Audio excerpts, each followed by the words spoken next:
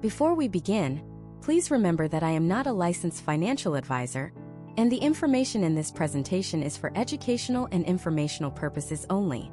This video is not a substitute for professional financial advice. You should always consult with a qualified financial professional to determine what may be appropriate for your individual situation. Imagine a Tuesday morning. A 38-year-old architect named David kisses his wife Emily goodbye.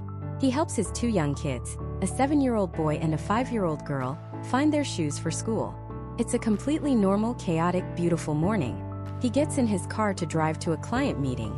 He never makes it. A distracted driver runs a red light, and in an instant everything changes. The grief that hits Emily and her children is a tidal wave. It's suffocating. But after the initial shock, a second, colder wave begins to rise. The mortgage payment is due on the 1st. The car loan, the credit card bills, the grocery budget that was always tight even with two incomes. David's paycheck, the one that covered 60% of their life, is gone. Forever. Emily is now facing the unimaginable task of raising two grieving children, while simultaneously trying to figure out how to avoid foreclosure. It's a nightmare. Now let's rewind. Let's imagine that exact same Tuesday, that same horrible accident. The grief is still there. It's just as powerful, just as raw. But something is different. A week after the funeral, Emily makes a phone call. She fills out some paperwork. And a few weeks after that, a check arrives. It's for $1 million. Tax-free. With that money, Emily pays off their entire mortgage.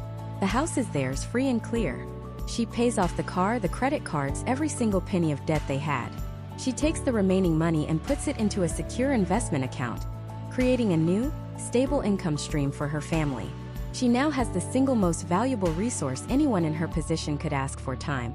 Time to grieve without the terror of financial collapse. Time to be there for her kids 100%.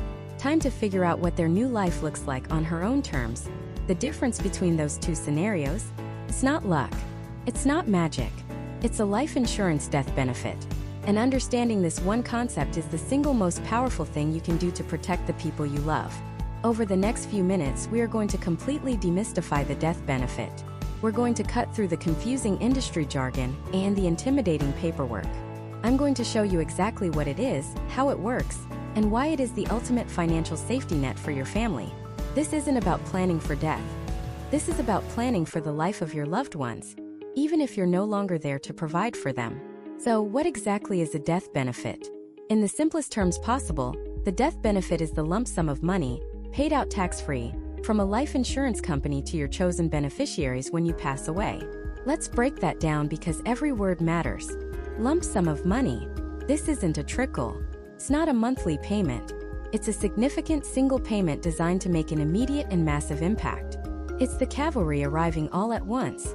Paid out tax-free. This is huge. In the United States, under current tax law, life insurance death benefits are generally not subject to federal income tax. If you have a $1 million policy, your family gets $1 million. The government doesn't take a cut. This makes it one of the most efficient ways to transfer wealth and provide for your family in a time of need. To your chosen beneficiaries. This is you in the driver's seat.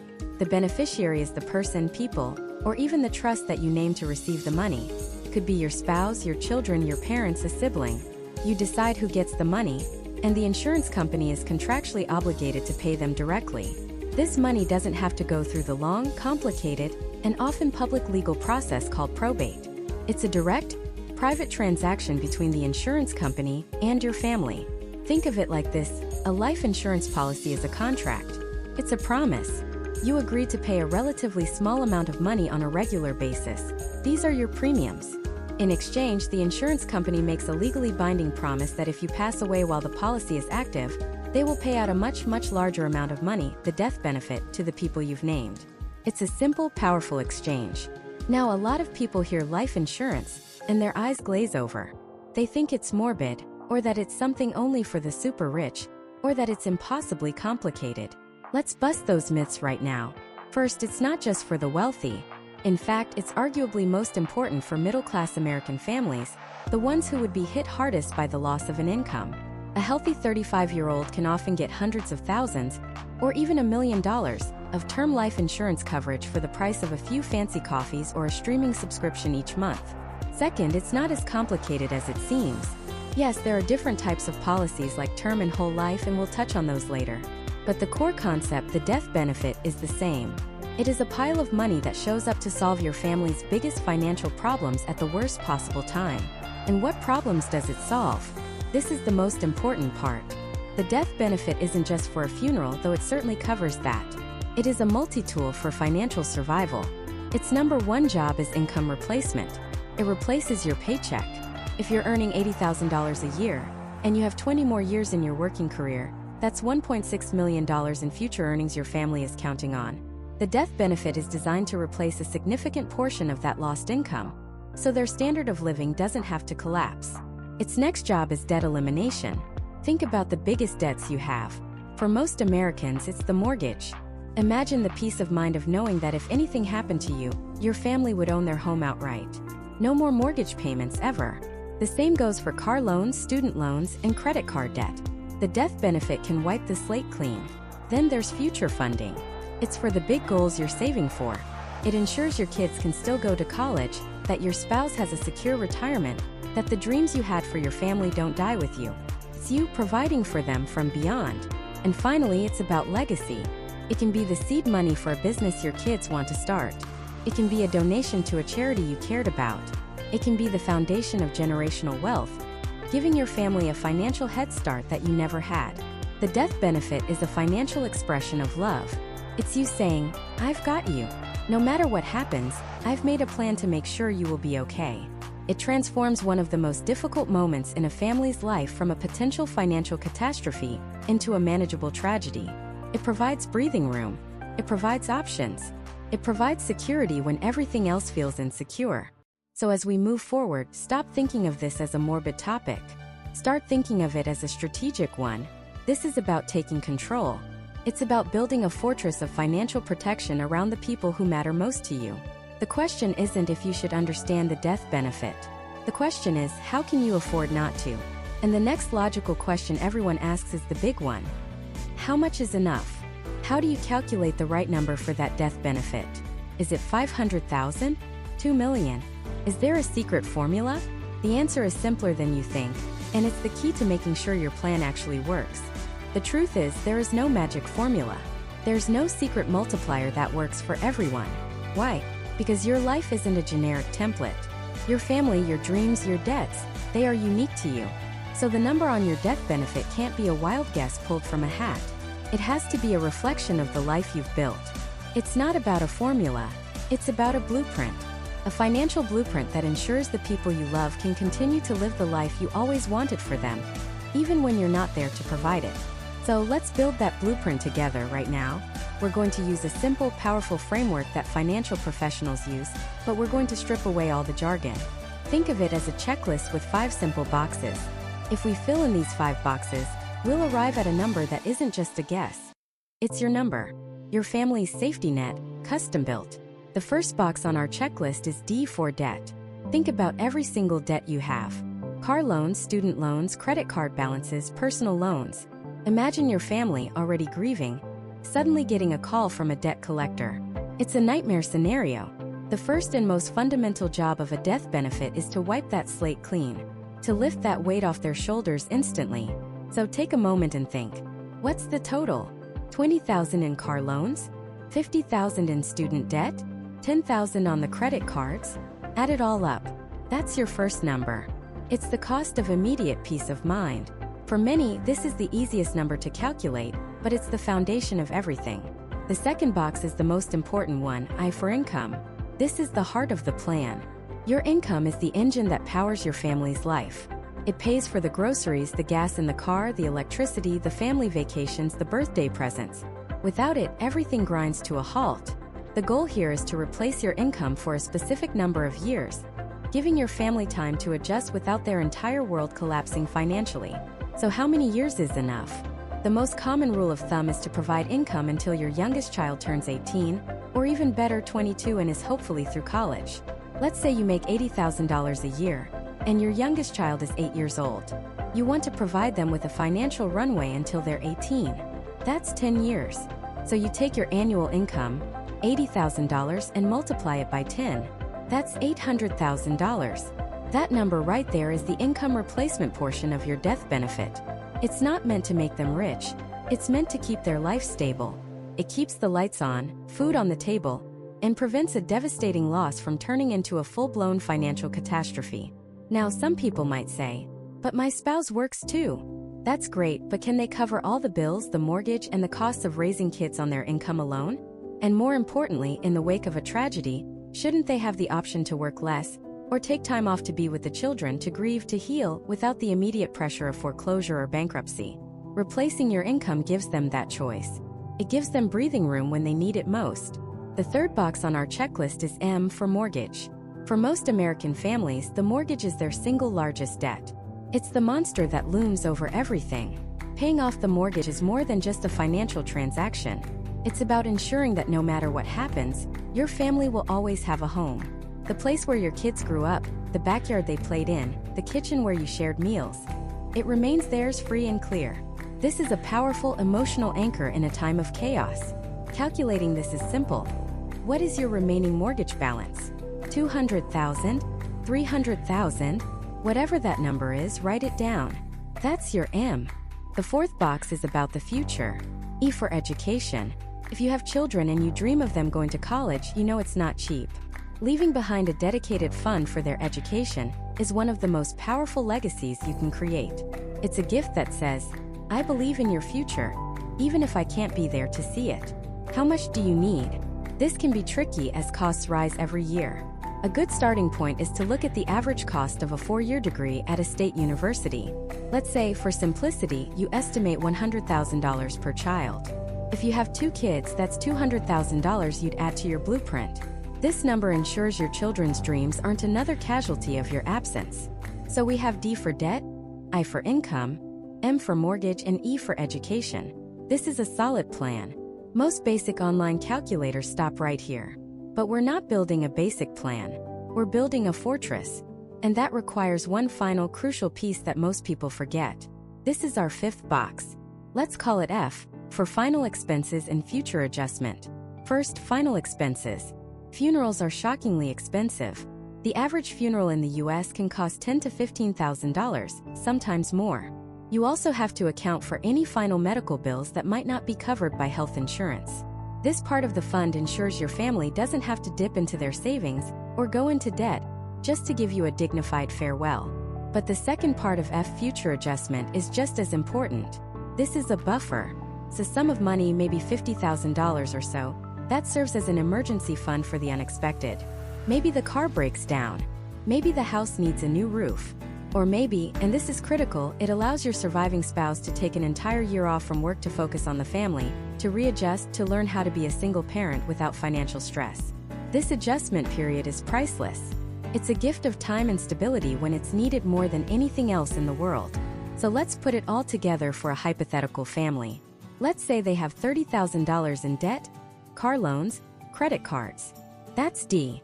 The primary earner makes $80,000 a year, and they want to replace that income for 15 years until their youngest is out of the house. That's $1.2 million for I. They have a $250,000 remaining balance on their mortgage. That's M. They have 2 kids and want to set aside $100,000 each for college. That's $200,000 for E. And finally, they want to add $50,000 for final expenses and future adjustments. That's F. You add it all up. $30,000 plus $1,200,000 plus $250,000 plus $200,000 plus $50,000. The total comes to $1,730,000. That number wasn't a guess. It wasn't pulled from a generic chart. It was built piece by piece, based on the specific needs and dreams of a real family. It's a number with a purpose. Every single dollar is accounted for and has a job to do. Now, a common objection I hear is, "I have life insurance through my job, I'm covered." And this is one of the most dangerous misconceptions out there. First, work-provided life insurance is often just a small multiple of your salary, maybe 1 or 2 times your income. As we just saw, that is nowhere near enough to cover the mortgage, the debts, and years of lost income. Second, and this is the real trap, you don't own that policy. The company does. If you lose your job or change jobs, that coverage is gone. It disappears, often right when you need it most, like when you're older or if your health has changed. making it more expensive or even impossible to get a new policy. Relying solely on work insurance is like building your house on rented land. So now you have the blueprint. You can calculate your number. You know the exact amount of protection your family needs to be truly secure. You've done the hard part. You've replaced guesswork with certainty. But this is where the journey gets tricky. You have the right number. But you're about to face a choice that could undermine this entire plan. You have to choose the right type of life insurance policy to put this number into. And this is where millions of people make a devastating mistake. There are two main paths you can take, and frankly, one of them is a financial minefield, loaded with high fees and confusing terms that benefit the insurance company far more than your family. Choosing the wrong one, even with the right death benefit amount, can be a catastrophic error. So let's walk through that minefield, because on the other side of it is clarity and the power to protect your family without getting ripped off. The two paths laid out before you, the two fundamental categories of life insurance, are term life and permanent life. And those two names tell you almost everything you need to know. Let's start with the simple one, the clean one, the one that, for 99% of people watching this, is the right answer. Term life insurance. Think of term life like renting an apartment. You need a place to live for a specific period. Maybe you're in a city for a 5-year job contract. You pay your rent each month, and in exchange you get a roof over your head. If you stop paying, you lose the apartment. When the 5 years are up, your lease ends. You don't own the apartment, you haven't built any equity in the building, and the landlord doesn't owe you anything. You paid for a service, you got that service, and the transaction is complete. It was simple, affordable, and it did exactly what you needed it to do. Term life insurance is exactly that, but instead of a roof, you're renting a financial safety net. You choose a term, a period of time, typically 10, 20, or 30 years. This term should be long enough to cover your biggest financial obligations. For most of us, that's the period when our kids are growing up and dependent on us, and when we have our largest debt, the mortgage. So let's say you're 30 years old, you have 2 young kids, and a 30-year mortgage. You get a 30-year term policy. You pay a premium every month. If you pass away at any point during those 30 years, the insurance company pays your family the full death benefit, tax-free. If you're still alive after 30 years, the policy expires. It's over. You got the protection, and thankfully you never had to use it. Just like the apartment, you don't get your premiums back. You paid for peace of mind. You paid for protection. And you got it. The beauty of term life is its stunning simplicity and its incredible affordability. A healthy 30-year-old can often get a $1 million, 30-year term policy for somewhere between $30 and $60 a month. Let's call it $50 bucks. For the price of a few fancy coffees, you can ensure that if the worst happens, your family can pay off the house, fund college, and have time to grieve without facing financial ruin. It is the purest form of insurance. It does one job, and it does it exceptionally well. Now let's talk about the other path. The one that's not a straight, paved road but a winding, foggy trail littered with traps. This is permanent life insurance. And while there are many complex variations, the one you'll hear about most is called whole life. The sales pitch for whole life is incredibly seductive. It goes something like this. Why would you want to rent your insurance with term? After 30 years, you have nothing to show for it. With whole life, you own it. It covers you for your whole life, it never expires. And the best part? It's not just insurance, it's an investment. It builds something called cash value that you can borrow against or use in retirement. It's a forced savings plan. It sounds amazing, doesn't it? Protection for life plus a savings account. What could be wrong with that? Everything. Almost everything is wrong with that. Let's start with the cost. Remember that $1 million term policy for our 30-year-old that costs $50 a month? The same $1 million whole life policy for that same person won't be $50. It won't be $100. It won't be $200. It will likely be somewhere between $800 and $1,000 a month. Or more. Yes, you heard that right. We're talking about a cost that is 10 to 20 times higher. So where does all that extra money go? A huge chunk goes to commissions for the agent who sold it to you. Another huge chunk goes to the insurance company's profits and administrative fees. And a portion of it goes into that magical cash value account. But here's the first trap. This cash value account is one of the worst savings vehicles ever created. For the first few years of the policy, almost none of your money goes into the cash value. It all goes to fees and commissions. The growth rate on your cash value is often shockingly low, far less than you could get by simply investing in a basic S&P 500 index fund. And getting your money out? It's your money, right? Well, not exactly. If you want to access it, you have to take out a loan against it, and the insurance company will charge you interest to borrow your own money. If you want to just cancel the policy and take the cash, especially in the first 10 or 15 years, the company will hit you with massive surrender charges, penalties that can wipe out a huge portion of what you've built. It's a financial prison designed to keep you in. But now we come to the single biggest, most misunderstood, and frankly most outrageous secret of most traditional whole life policies. And I need you to listen very carefully to this, because the agent selling it to you will almost never explain it this clearly. Let's say you've been paying into your $1 million whole life policy for 30 years. You've paid hundreds of thousands of dollars in premiums, and you've managed to build up, say, $200,000 in cash value. You feel pretty good about it. Now the unthinkable happens and you pass away. Your family files the claim. How much money do they get? Do they get the $1 million death benefit plus the $200,000 in cash value that you painstakingly saved for 30 years? For a total of $1.2 million? No. In most cases, your family gets the $1 million death benefit, and the insurance company keeps your $200,000 of cash value. Let me repeat that. The cash value you thought was a savings account for your family is, in this scenario, simply absorbed by the insurance company. You don't get both. You get the death benefit, and the savings you built up over decades vanishes back into the company's pockets. It's a detail buried deep in the fine print, and it turns the entire forced savings argument into a cruel joke. So what's the alternative? What should you do instead of paying $800 a month for this convoluted, high-fee product? The answer is a strategy that financial advisors have been recommending for decades. Buy term and invest the difference. It's incredibly simple. You take our 30-year-old.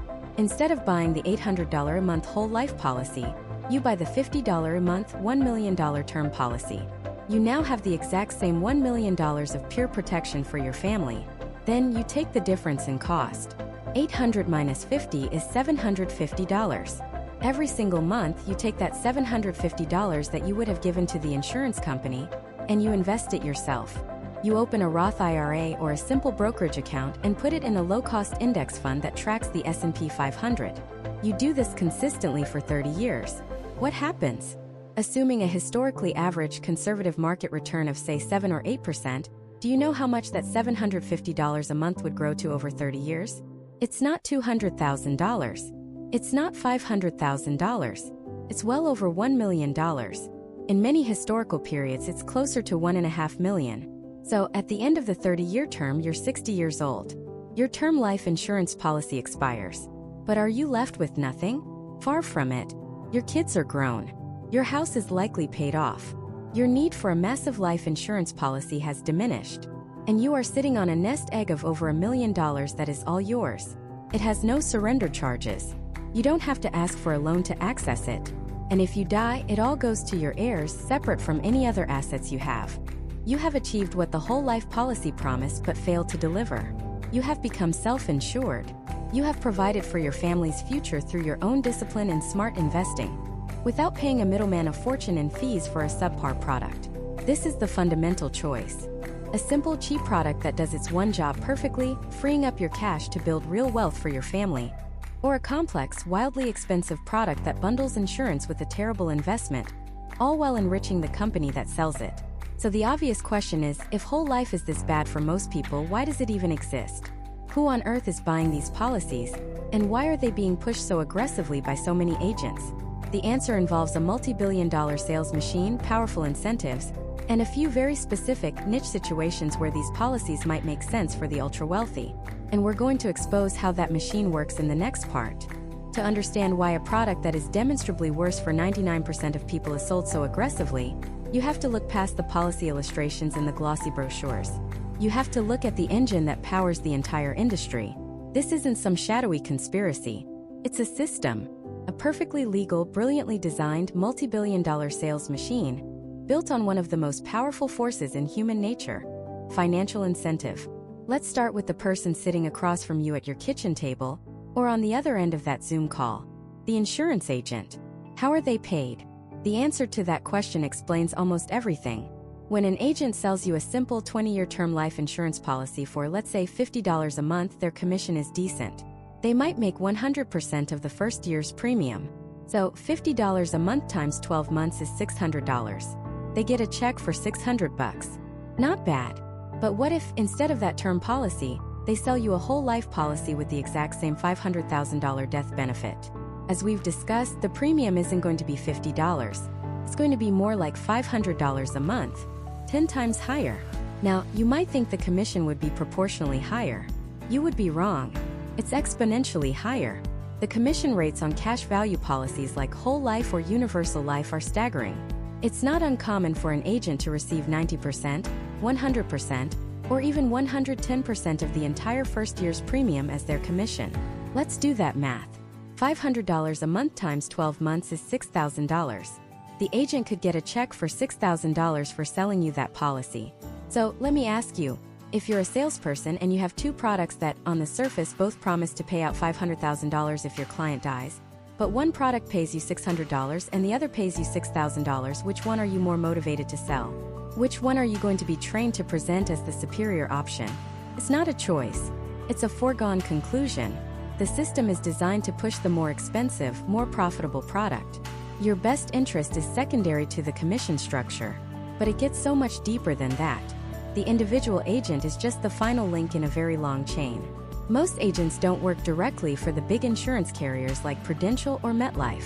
Instead, they work under what are known as IMOs or FMOs, independent marketing organizations or field marketing organizations.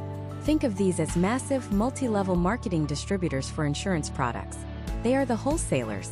They create the training systems, the marketing materials, and most importantly, the incentive structures. Here's how it works. A new agent, let's call him John, gets recruited. He signs up under a manager. Let's call her Sarah. Sarah works for an IMO.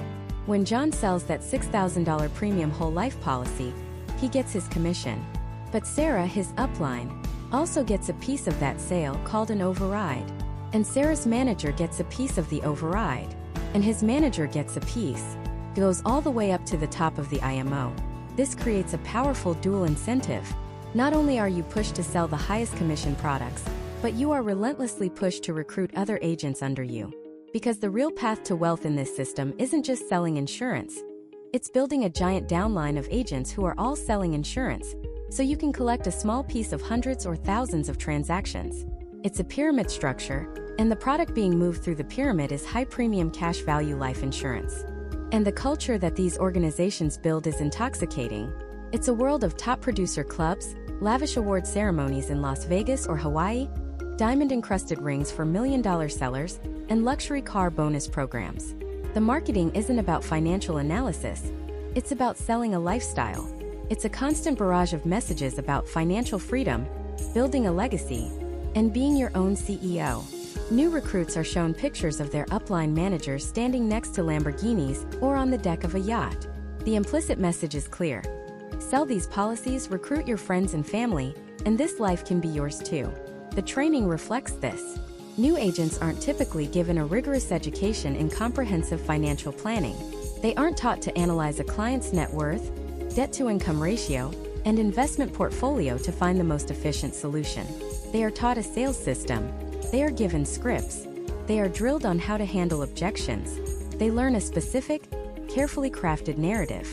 In that narrative, term insurance is for renters. It's temporary. You get nothing back.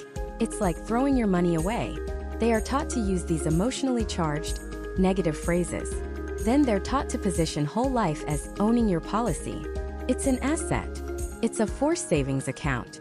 They're told to sell the idea of becoming your own banker by borrowing against your cash value. Every single talking point is designed to steer the customer away from the simple, cheap solution and towards the complex, expensive one that funds the entire machine. The result is a one-size-fits-all diagnosis. Do you need to save for retirement? The answer is a cash value life insurance policy. Do you need to save for your kids' college? The answer is a cash value life insurance policy. Do you want to leave a legacy for your family? The answer, of course, is a cash value life insurance policy. When the only tool you're paid to sell is a hammer, every financial problem starts to look like a nail. Now, it is crucial to understand that most of these agents are not bad people. Many of them genuinely believe in the products they sell because they are completely immersed in this ecosystem. They've been to the seminars, they've heard the success stories, they've drunk the Kool-Aid. They see their upline living a life of luxury and are told, "This is the way." They are convinced they are offering families a sophisticated financial tool that the gurus like Dave Ramsey just don't understand. But what they are operating within is a system with a profound, undeniable, and deeply problematic conflict of interest. The financial advice you receive is inextricably linked to the commission the advisor will earn. Their livelihood, their mortgage, their car payment, their chance to win that trip to Maui. It all depends on them selling you the most profitable product, not the most appropriate one. This is the fundamental flaw. A fee-only fiduciary financial planner is legally required to act in your best interest. A commissioned insurance agent is not. They are a salesperson, and their primary duty is to the insurance company and the sales hierarchy they belong to. They are there to sell a product. So, after exposing this entire sales machine, the obvious question is it ever a good deal? Is there any scenario where these complex, high-cost policies are the right answer? The truth is yes, but not for you. Not for the average American family trying to save for retirement. For the top 1%, the mega-wealthy with multi-million-dollar estates. These policies can be used as incredibly sophisticated estate planning tools to legally bypass certain taxes. But the way they are used by the ultra-rich is completely different from how they are sold to Main Street. And we're about to break down exactly what that difference is. To understand this difference, we have to talk about a specific kind of trust. You may have heard of it. It's called an irrevocable life insurance trust, or for short, an ILIT. Now that sounds complicated, and frankly it is. But the concept behind it is brutally simple. An ILIT is a legal entity created with one primary job: to own your life insurance policy. That's it. Its entire reason for existing is to hold that policy so that you, personally, do not. And right there, in that simple description, is the $100 million misunderstanding. It's the gap between how this tool is sold to the average person versus how it's actually implemented by the ultra-wealthy. Let's imagine a successful small business owner. We'll call him Mark. Mark has built a great company, has a nice house, a couple of kids, and a net worth of about $10 million. He's smart. He knows that when he passes away, his family will need liquidity to handle expenses, maybe pay some estate taxes, and keep the business running smoothly without having to sell off assets in a fire sale. So he does what he's told is the right thing to do. He buys a $5 million life insurance policy. He names his wife and kids as beneficiaries. For a few years, he pays the premiums out of his personal bank account, and he sleeps well at night knowing his family is protected. Then, one day, he's at a financial seminar and he hears about the ILIT. The speaker explains that if the death benefit is paid out, that $5 million could actually increase the size of his taxable estate. It could push his family over the federal estate tax exemption threshold, creating a tax bill they didn't expect. Mark gets nervous. He goes to an attorney and says, "I need an ILIT. I want to move my $5 million policy into this trust to protect it from estate taxes." The attorney, seeing a straightforward request, drafts the documents. Mark creates the Mark Family ILIT. He then signs a change of ownership form, transferring his personal ownership of the life insurance policy to the trust. He feels a wave of relief. He's done it. He's used a sophisticated strategy just like the rich guys do. He's protected his family. He continues to pay the premiums now by writing a check to the trust, which then pays the insurance company. 2 years later, Mark dies unexpectedly in a car accident. His family is devastated, but they know he planned for this. The life insurance company pays the $5 million to the Mark Family ILIT. The trustee, following the trust's instructions, begins to distribute the money to his wife and kids. Everything seems to have worked perfectly, until the IRS comes knocking. The IRS auditor looks at the situation and says, "That $5 million? It's part of Mark's taxable estate." And just like that, with a single sentence, about 40% of that death benefit, $2 million, vanishes. It's owed to the government in estate taxes. The very problem Mark spent thousands of dollars in legal fees to avoid happened anyway. Why? Because Mark fell for the biggest misconception about these trusts. He did what most people do. He transferred an existing policy into the trust. And the IRS has a very specific rule for this. It's called the 3-year look-back rule. In the eyes of the IRS, if you transfer ownership of a life insurance policy and then die within 3 years of that transfer, they pretend the transfer never happened. They look back and say, "Nope, you still owned it at your death." It's a rule designed specifically to stop last-minute, deathbed transfers intended to dodge taxes. Mark's plan failed because he was 2 years into a 3-year waiting period. He didn't even know he was in. Now let's look at how the truly wealthy do it. Let's meet Wendy. Wendy is the founder of a tech company and has a net worth of $50 million. She needs a $20 million life insurance policy for her own estate planning. But her process is completely fundamentally different from Mark's from the very first second. Wendy does not go out and buy a life insurance policy. She doesn't even fill out an application. Instead, her first step is to create the trust. Her attorneys draft the Wendy Generation Skipping Trust, a very specific type of ILIT. At this point, the trust is just an empty legal shell. It has a name, a tax ID number, and a trustee, but it owns nothing. It's a ghost. Then, and this is the critical step, the trustee of the ILIT, acting on behalf of the trust, fills out the application for the $20 million life insurance policy on Wendy's life. From day one, from the very first signature on the application, the trust is the applicant. The trust is the owner. The trust is the beneficiary. Wendy personally never touches the policy. She is merely the insured, the person whose life the policy is based on. Because she never owned it, she can never transfer it. And if you can't transfer it, the 3-year look-back rule is completely irrelevant. It doesn't apply. If Wendy died the day after the policy was issued, the $20 million would be paid to the trust, and the IRS couldn't touch a single penny of it in estate taxes. It was never, ever part of her estate to begin with. This isn't a loophole. It's the entire point of the structure. The wealthy don't use trusts to move assets. They use trusts to acquire assets on their behalf from the very beginning. Now, you might be asking a very logical question. If the trust owns the policy, how does it pay the premiums?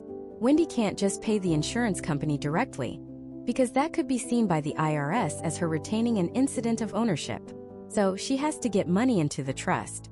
She does this by making a gift. Each year, she writes a check to the trust for the exact amount of the annual premium. Let's say it's $100,000. But now there's a new problem. Gift taxes. The government limits how much you can give someone each year without filing a gift tax return. So the lawyers use another clever mechanism. When Wendy gifts the $100,000 to the trustee immediately sends out letters to the trust's beneficiaries, her children. These are called crummy letters, named after the court case that established them. The letter basically says, "Your mother just contributed $100,000 to the trust. For the next 30 days, you have the legal right to withdraw your share of that money." Now the children know the deal. They know that if they withdraw the money, the trust can't pay the premium, and the $20 million policy will lapse. The whole plan falls apart. So they don't touch it. They let the 30-day window close. Once it does, the trustee is free to use that $100,000 to pay the premium. This little piece of legal theater is brilliant. By giving the beneficiaries a temporary, unrestricted right to withdraw the money, Wendy's gift is considered a present interest gift by the IRS, which means it qualifies for the annual gift tax exclusion. No gift taxes are due. So let's recap the difference. Mark bought a policy, then transferred it. He triggered the 3-year look-back rule and his plan failed. Wendy had a trust created, and the trust itself bought the policy. She never owned it, so there was no transfer and no look-back period. Her death benefit is completely shielded from estate taxes from the moment the ink is dry. This is the fundamental difference. It's not about just having a trust. It's about the sequence of events. It's about understanding that ownership is everything. For the average person, life insurance is sold as something you buy. For the ultra-rich, it's an asset their trust acquires. And that single distinction is the key that unlocks the door to true generational wealth protection. But what happens once that money is inside the trust? How do you ensure it lasts for generations and isn't squandered by the first heir who gets their hands on it? That involves controlling the money from beyond the grave, using a powerful clause that acts as a financial fortress around your legacy. This financial fortress is known as the Spendthrift Clause, and it is one of the most powerful, yet least understood, tools in the entire world of life insurance.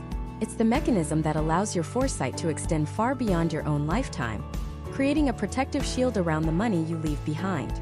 To truly understand its power, let's not talk about policies and provisions. Let's talk about a man named David and his son Leo. David worked his entire life as a skilled mechanic. He wasn't a millionaire, but he was smart, hardworking, and incredibly disciplined. He saved, he invested, and he bought a significant life insurance policy with one goal in mind: to give his son Leo the opportunities he never had. The problem was Leo was a dreamer. He was a good kid with a huge heart, but he had a terrible track record with money. He'd jump from one get-rich-quick idea to the next, always one sure thing away from making it big. He'd co-sign a loan for a friend who disappeared, invest in a revolutionary new app that never launched, and buy expensive equipment for a business idea he'd abandon a month later. David loved his son, but he wasn't blind. He knew that if he left Leo a $1 million lump sum death benefit, that money might not last a year. It would be a well-intentioned disaster. He could picture it. The flashy car, the risky investments, the sudden appearance of long-lost friends with their hands out. The very legacy he worked so hard to build would evaporate, leaving Leo in a worse position than before. This is the nightmare scenario for so many people. You do everything right, only to have your legacy become a cautionary tale. This is where David got brilliant. When he set up his policy, he included a spendthrift clause and paired it with a specific settlement option. Instead of Leo getting $1 million check, the insurance company was legally instructed to hold on to the money. They would act as a guardian of the funds, paying it out to Leo in structured, monthly installments of $5,000. Not a penny more. Now let's break down what this simple decision actually accomplished. First, it created an instant enforced budget. Leo couldn't blow the $1 million because he never had the $1 million. He had $5,000 a month, enough to live comfortably, pay his bills, and even save a little, but not enough to make a catastrophic, life-altering financial mistake.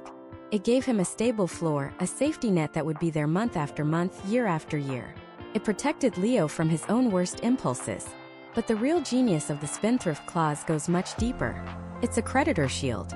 Let's say at the time of David's death, Leo had $20,000 in credit card debt and a $50,000 personal loan for a failed business venture. If he had received $1 million lump sum, his creditors would have descended like vultures. They could sue him, get a judgment, and potentially lay claim to a huge chunk of that inheritance before Leo even had a chance to plan.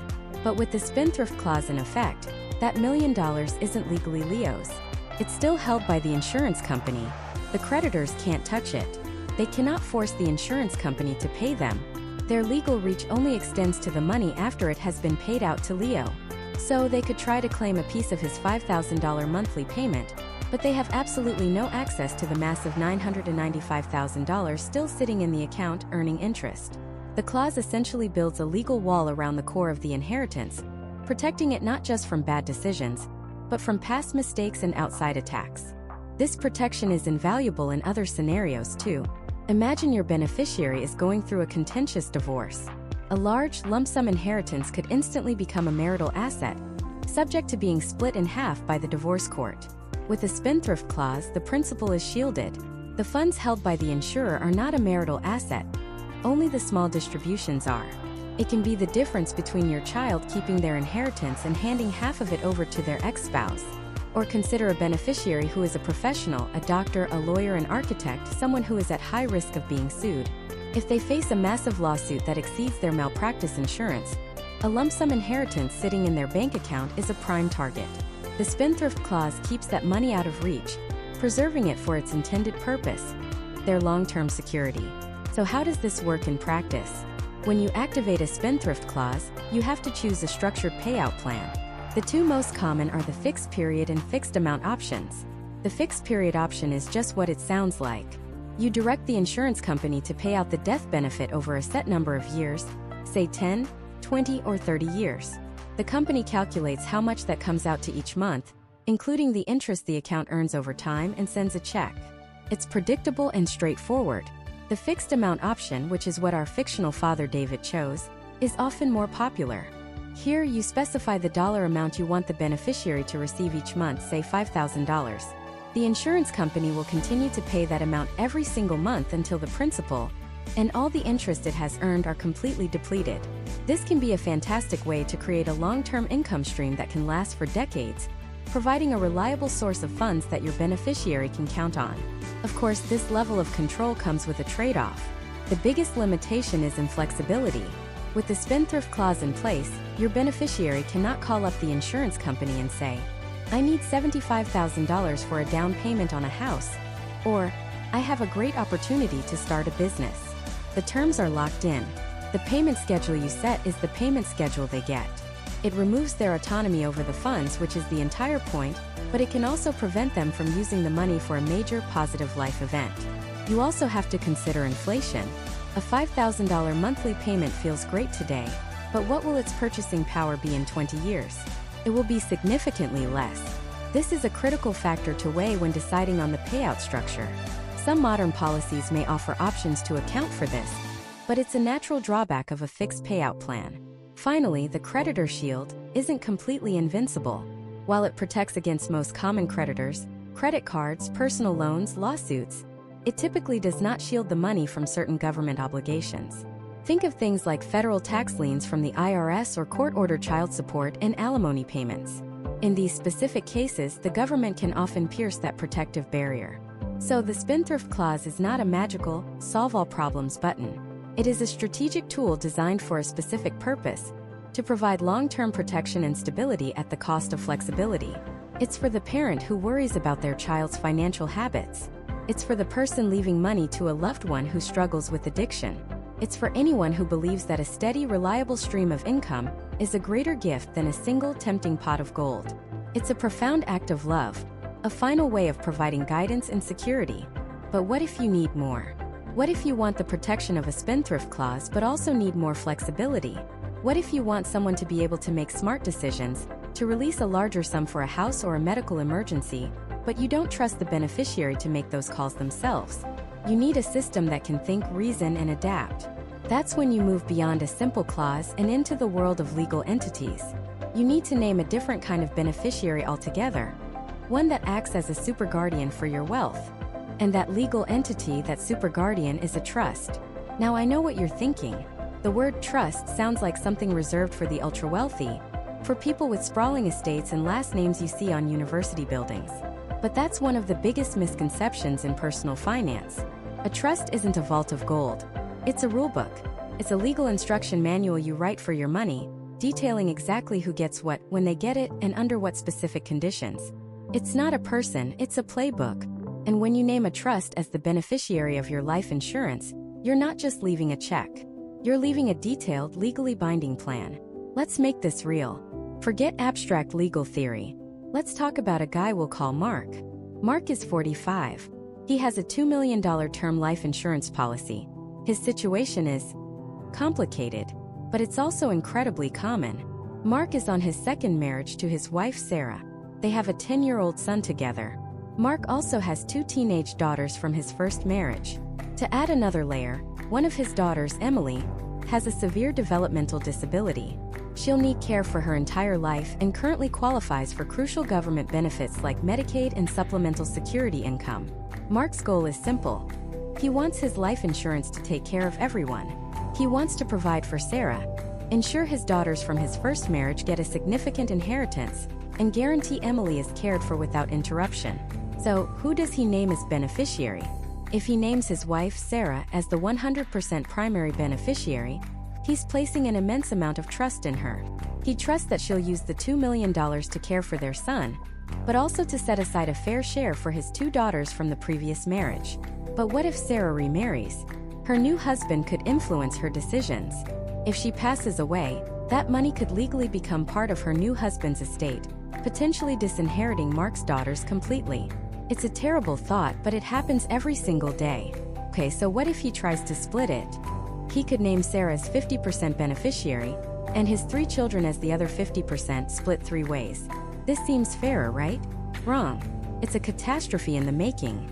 The moment that death benefit is paid, his daughter Emily receives a check for over $300,000. Her name is on it. It is legally her asset.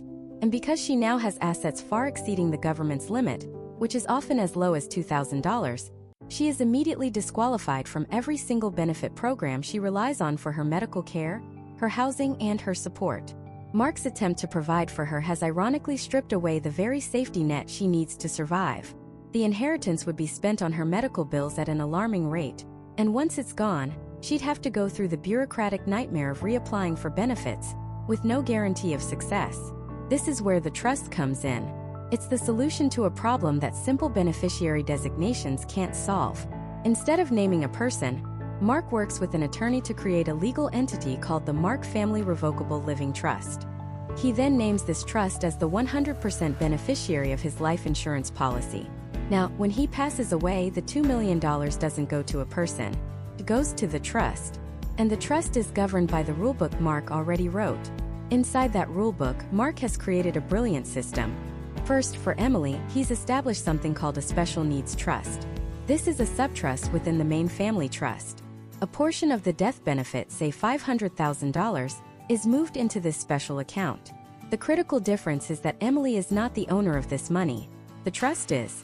The trust owns the money for her benefit.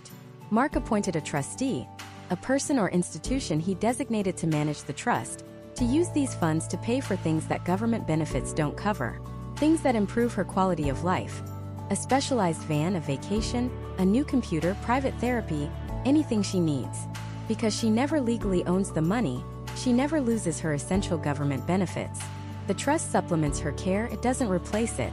He has secured her future without jeopardizing her present. Next, the blended family problem. Mark's rulebook specifies how to handle the remaining $1.5 million. He can create what's known as a QTIP trust. That's QTIP, for Qualified Terminable Interest Property. It sounds complicated, but the concept is genius. The rulebook directs the trustee to provide his wife, Sarah, with all the income generated by that $1.5 million for the rest of her life. She gets the interest, the dividends, a steady stream of cash to live on comfortably. She's taken care of, but she can't touch the principal, the original $1.5 million. She can't spend it, give it away, or will it to her new husband. And here's the key. Mark's rulebook, the trust document, states that upon Sarah's death, the remaining principal is to be distributed equally among his 3 children. His son with Sarah, and his 2 daughters from his first marriage. Look at what he's accomplished. He has created a financial firewall. He has guaranteed his wife is supported for her entire life. He has protected his special needs daughter's vital benefits while still enhancing her life. And he has ensured with legal certainty that all 3 of his children receive their intended inheritance, completely protected from outside influences like a future remarriage. He has solved every single problem. This level of control is impossible with a simple beneficiary form. The trust acts as the brain behind the money. It can make decisions. It can adapt to circumstances based on the rules you set. You choose the trustee, the CEO of your trust. It can be a trusted family member, a close friend, or for more complex situations, a professional corporate trustee, like the trust department of a bank. They have a fiduciary duty, a legal obligation, to follow your instructions to the letter. A revocable living trust, which is what Mark set up, is flexible. He can change it, amend it, or even cancel it at any time while he's alive. It's his playbook, and he can edit it as his life changes. The moment he passes away, it becomes irrevocable, locking in his final wishes and making them legally binding. For those with even larger estates, you can get into even more advanced strategies like irrevocable life insurance trusts or ILITs, which can help your death benefit pass completely outside of your taxable estate, saving your heirs a fortune in estate taxes. But the fundamental principle is the same.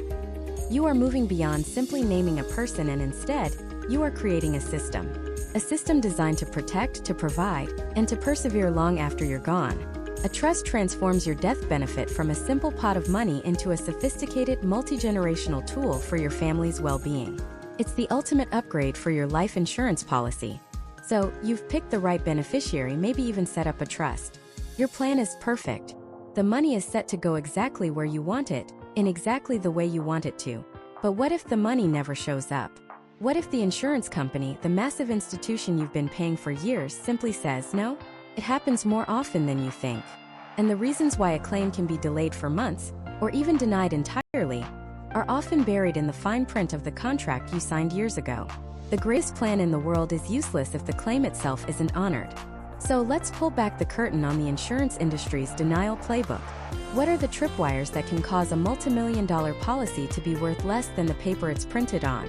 The number one reason, especially in the first few years of a policy, is something called the contestability period. Think of it as a 2-year probationary period. For the first 2 years after your policy goes into effect, the insurance company has the right to investigate, and I mean thoroughly investigate, every single detail of your life and the application you submitted if you pass away.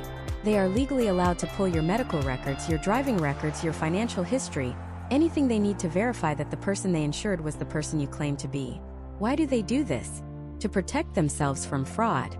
And frankly, it makes sense. Without it, someone could get diagnosed with a terminal illness on Monday, buy a massive life insurance policy on Tuesday without disclosing it, and their family could collect millions on Wednesday. That would bankrupt the entire system.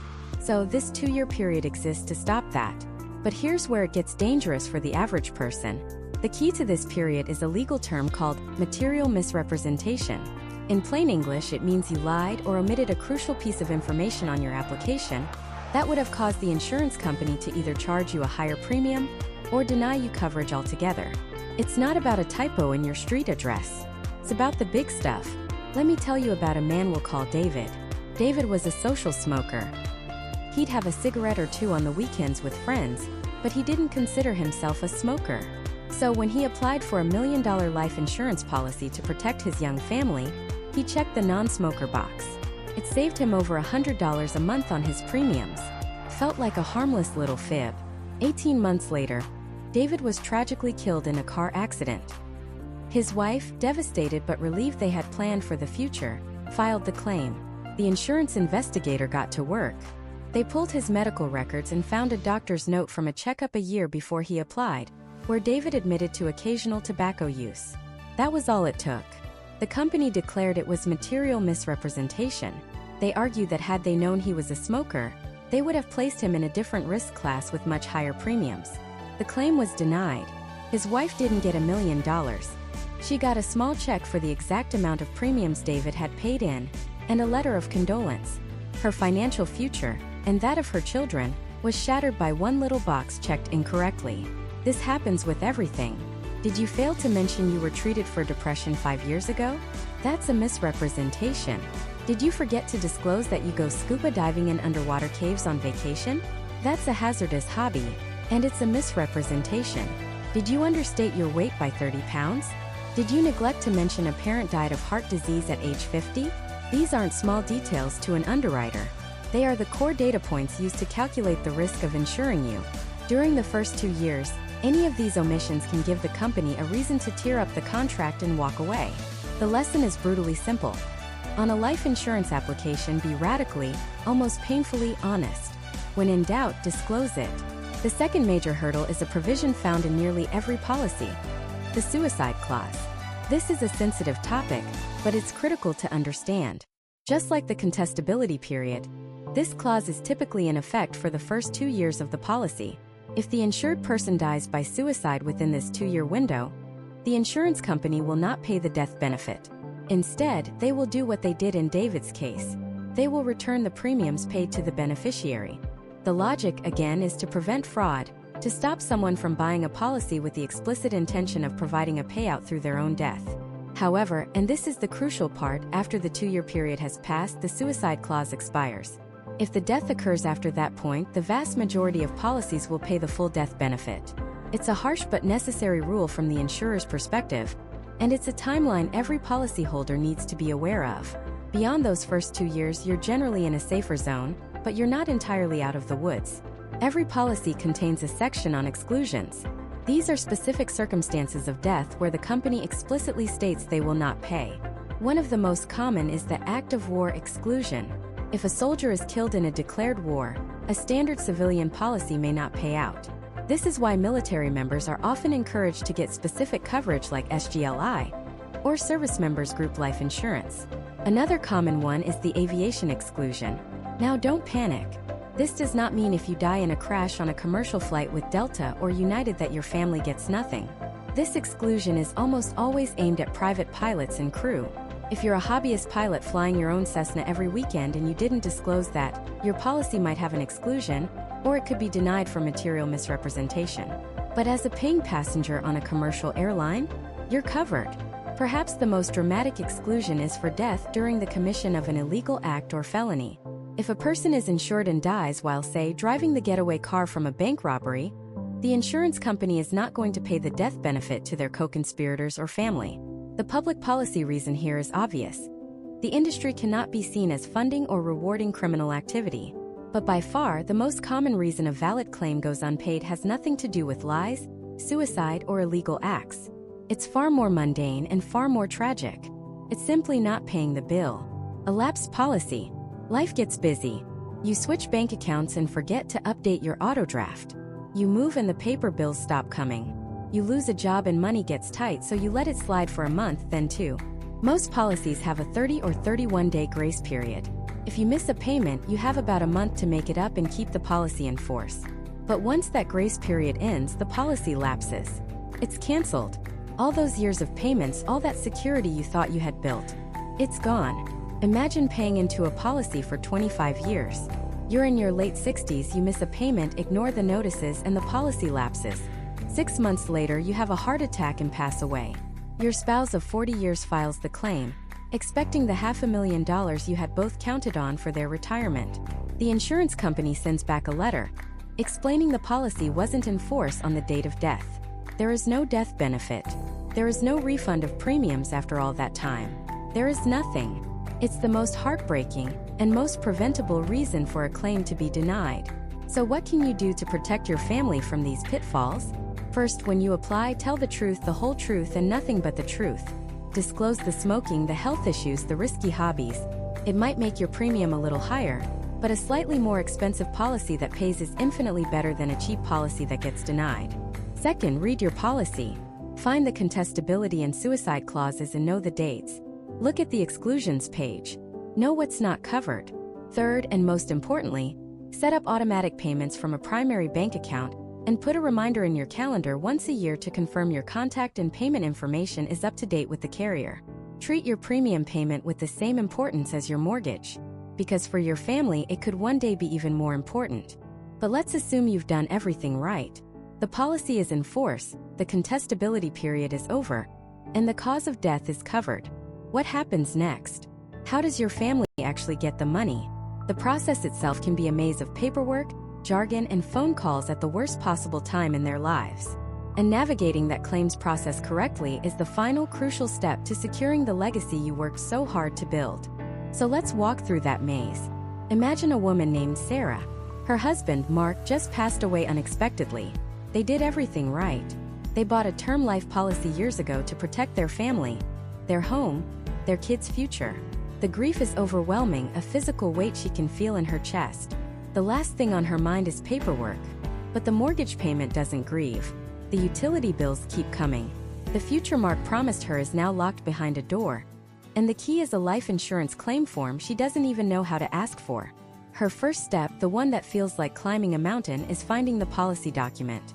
Hopefully Mark was organized. Hopefully, it's in the file cabinet or the safe deposit box where they agreed to keep important papers. If not, she's already facing a major hurdle, trying to find the name of the insurance company from old bank statements or by contacting Mark's employer. But let's say she finds it. Now comes the hardest phone call of her life.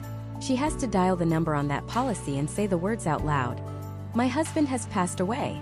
I need to file a claim. The person on the other end will be professional, likely compassionate, but they will ask for one thing before anything else can happen: a certified copy of the death certificate. This isn't just a photocopy. A certified copy is an official document issued by the state or county vital records office, bearing a raised seal or a specific watermark. It's the legal proof of death the insurance company requires to begin the process. And here's a pro tip that can save weeks of frustration. Order multiple certified copies. Sarah will need them for the bank, for Social Security, for the car title, for a dozen other things she can't even think of right now. Trying to get more later will just add delays. She needs at least 5 to 10 copies right from the start. Once the insurance company receives that certified death certificate, they mail out the claims packet. When it arrives, it's a thick, intimidating envelope. For Sarah, sitting at her kitchen table, it looks like a final exam she never studied for. Inside is the claimant's statement. This is the core of the application. It asks for the deceased's information, the policy number, the cause of death, and details about the beneficiary. That's her. Every single box must be filled out perfectly. A single transposed digit in her Social Security number, a forgotten signature, or a misspelled name can send the entire packet back, delaying the payout by weeks. She also has to provide proof of her own identity. But it's not just her statement. The packet might also include a form for the attending physician to fill out, confirming the cause and circumstances of death. It might include a request for an autopsy report if one was performed. It's a coordinated effort, and Sarah is the project manager, all while navigating the deepest grief of her life. She has to gather these documents, make sure they are filled out completely and accurately, and send them back to the insurer. Once she does, the clock starts ticking for the insurance company. This is where one of the most misunderstood and feared parts of the process begins: the investigation. Especially if the policy is new. Most life insurance policies have what's called a contestability period, which is almost always the first 2 years the policy is in force. If the insured person dies within this 2-year window, the insurance company has the right to conduct a thorough investigation into the original application. They aren't trying to be difficult, they are protecting themselves from fraud. They will pull medical records, look at driving records, and verify the information Mark provided when he first applied. Did he say he was a non-smoker, but his doctor's records show he smoked a pack a day? Did he fail to disclose a pre-existing heart condition? This is where material misrepresentation, a lie or omission that would have caused the insurer to deny the policy or charge a much higher premium, can void the entire policy. If Mark died in a car accident, it's straightforward. But if he died from a heart attack 1 year into the policy and had failed to mention he was being treated for high cholesterol, Sarah's claim could be denied. The premiums they paid would be refunded, but that multi-$100,000 death benefit that was supposed to secure her family's future? It would vanish. This 2-year period is the single most critical time in the life of a policy. Even outside the contestability period, other roadblocks can appear. What if Mark forgot to update his beneficiary? What if his ex-wife is still listed on the policy from a decade ago? Legally, the insurance company must pay the listed beneficiary. It doesn't matter what his will says. It doesn't matter what he promised Sarah. The beneficiary designation on a life insurance policy is a binding contract that supersedes almost everything else. This can lead to devastating and lengthy court battles. Another common issue is a policy lapse. What if Mark missed a payment and the grace period expired just before he passed? The policy would no longer be in force, and there would be no death benefit to claim. It's a brutal reality, but let's assume Mark was honest. The policy is more than 2 years old, the beneficiary form is correct, and all the paperwork is in order. The insurance company approves the claim. Sarah gets another phone call, this time with good news. The money is coming. But now she faces a choice she probably never knew she had. How does she want to receive the money? Most people assume it just arrives as one giant check, a lump sum, and that is the most common option. Sarah could receive the full $500,000, tax-free, deposited directly into her bank account. This gives her maximum control and flexibility. She can pay off the mortgage, eliminate all debt, and invest the rest to create an income stream. But it's not the only option. The insurance company might offer her a settlement option called a specific income provision. She could choose to have the company pay her a fixed amount, say $5,000 a month, until the entire death benefit plus interest is paid out. This can be a great option for someone worried about managing a large sum of money all at once. It creates a predictable, stable income stream to replace Mark's lost salary, helping her budget and transition into her new financial reality. Another option is a life income option, which essentially turns the death benefit into a private pension, also known as an annuity. The insurance company calculates her life expectancy and agrees to pay her a certain amount of money every month for the rest of her life. If she lives a very long time, she could end up receiving far more than the original death benefit. The trade-off is that the monthly payments are smaller, and if she passes away early, the payments might stop, with the remainder kept by the insurer unless she chose a specific type of annuity with a beneficiary clause. Finally, there's the interest income option. With this choice, the insurance company holds onto the $500,000 principal and just pays Sarah the interest it earns. She could live off the interest payments, leaving the massive principal untouched and preserved. This allows her to pass that principal on to her own children someday, creating a multi-generational legacy. For Sarah, exhausted and overwhelmed, this is a huge decision. A lump sum feels powerful but also daunting. A steady check every month feels safe but less flexible. Each option has profound consequences for her financial future. The claims process wasn't just about filling out forms. It was about navigating a series of critical choices under immense pressure. She made it through the maze. The check is in the mail, or the deposits are scheduled to begin. She feels a wave of relief. The promise Mark made to her all those years ago has been fulfilled. The financial safety net is in place. But this is where a new set of questions and a new set of dangers emerge. The money is now hers, but is it truly safe? Is it protected from creditors? Is it really completely 100% tax-free? Because the moment that money hits her bank account, it changes. And understanding what happens next is the final piece of the puzzle. Let's unravel that final, critical moment. The moment a life insurance death benefit, this abstract promise, becomes tangible cash in a bank account. For Sarah, seeing that seven-figure balance is a dizzying mix of relief and profound sadness. It's the fulfillment of her husband's final act of love. But the questions we left hanging are not trivial. They are the firewall between that love and the harsh realities of the financial world. First, let's talk about creditors. When her husband passed away, he had his own financial life, his own debts. A car loan, a credit card, maybe a business loan. Do those creditors get to line up and take a piece of Sarah's $1 million death benefit before she ever sees it? The answer, in the vast majority of cases, is a resounding no. Life insurance proceeds paid to a named beneficiary, like Sarah, bypass the deceased estate. They don't go through probate. They are not considered an asset of the person who passed away. Think of it as a direct, private transaction between the insurance company and the beneficiary, one that the deceased creditors are not invited to. This protection is one of the most powerful, yet least understood, features of life insurance. It ensures the money goes exactly where it was intended, to the family. But here's the twist. The protection is for the deceased creditors. The moment that $1 million is wired and lands in Sarah's personal checking account, its legal identity changes. It is no longer a life insurance death benefit. It is now Sarah's money. It's her asset. And because it's her asset, it is now potentially exposed to her creditors. If Sarah had a large credit card debt, a judgment against her from a lawsuit, or any other financial liability, that money is now on the table.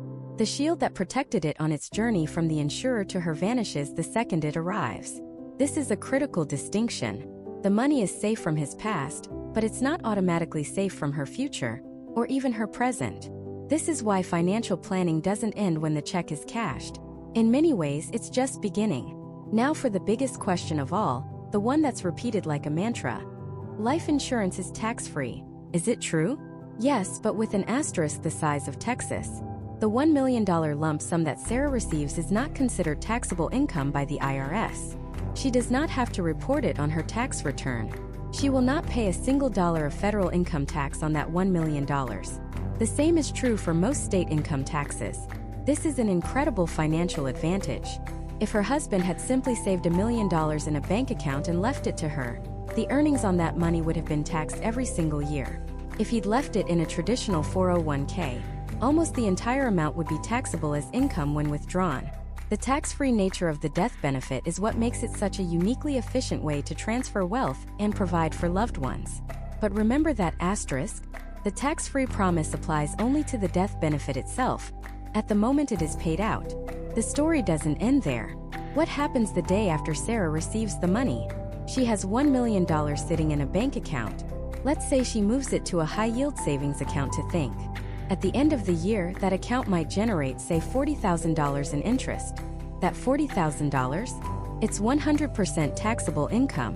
What if she invests the $1 million in the stock market and receives $20,000 in dividends? Those dividends are taxable. If she sells some stocks for a profit, that's a taxable capital gain. The tax-free part is the seed.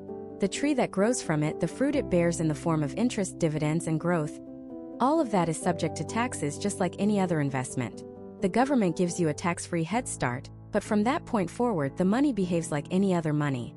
Understanding this prevents a nasty surprise come tax season, and is fundamental to making that death benefit last. The goal isn't just to receive the money. It's to be a wise steward of it for years, or even decades to come. And while we're on the topic of taxes, there is one other ghost in the machine we need to address: the estate tax. This is different from income tax. Estate tax is a tax on a person's total net worth when they die. Now, for the vast majority of Americans, this is a non-issue. As of today, the federal estate tax exemption is over $13 million per person. This means you can pass away with assets up to that amount without your estate owing any federal tax. Most people don't have a $13 million estate. But what if you do? Or what if the exemption amount is lowered by future law changes? Here's the trap. If you personally own your life insurance policy, the death benefit amount is included in your taxable estate. So if Sarah's husband had a $12 million net worth and a $2 million life insurance policy that he owned, his total estate would be valued at $14 million. That would put him over the exemption limit, and his estate would owe a hefty tax bill, which could be in the hundreds of thousands of dollars. Suddenly, that tax-free death benefit is causing a massive tax liability. The advanced planning solution for this is something called an irrevocable life insurance trust, or ILIT. It's a special kind of trust that you set up to be the owner and beneficiary of your life insurance policy. Because you don't personally own the policy anymore, the trust does. The death benefit is not considered part of your estate. It passes to your heirs completely outside of the estate tax system. For high net worth individuals, an ILIT is not a luxury. It's an absolute necessity to preserve wealth and ensure the full value of their life insurance legacy reaches their family. So here is Sarah. The check has cleared. We know it was protected from her husband's creditors. We know it's now exposed to her creditors. We know the lump sum was income tax-free, but all its future earnings will be taxed. And we know that for her, estate taxes weren't an issue. The technical journey is over, but the human journey is just beginning. What does she do now? The first and most important piece of advice is, do nothing. At least not right away. The aftermath of losing a spouse is a fog of grief and stress. It is the absolute worst time to make major, life-altering financial decisions. The temptation to immediately pay off the mortgage, buy a new car, or make a huge investment can be overwhelming. But these decisions require a clear head. The best first step is to create a safety buffer. Park the money in a safe liquid account like a high-yield savings account. It's not a permanent home, but it's a secure waiting room. This accomplishes two things. It keeps the money safe from volatile markets, and it gives her time. Time to breathe, time to grieve, time to adjust to her new reality. The next step is to assemble a team of trusted professionals, a certified financial planner, a CPA, and an estate planning attorney. This is not a journey to take alone. These professionals can help her create a comprehensive financial plan. They'll ask the right questions. What are your goals now? Do you want to stay in the house? What do you need for retirement? How much will the kids' college education cost? The $1 million is not a lottery winning. It's a replacement for her husband's future income. It has a job to do. It needs to be allocated purposefully.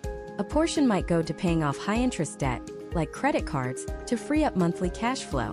A portion might pay off the mortgage not just for financial reasons, but for the immense emotional security of owning her home free and clear.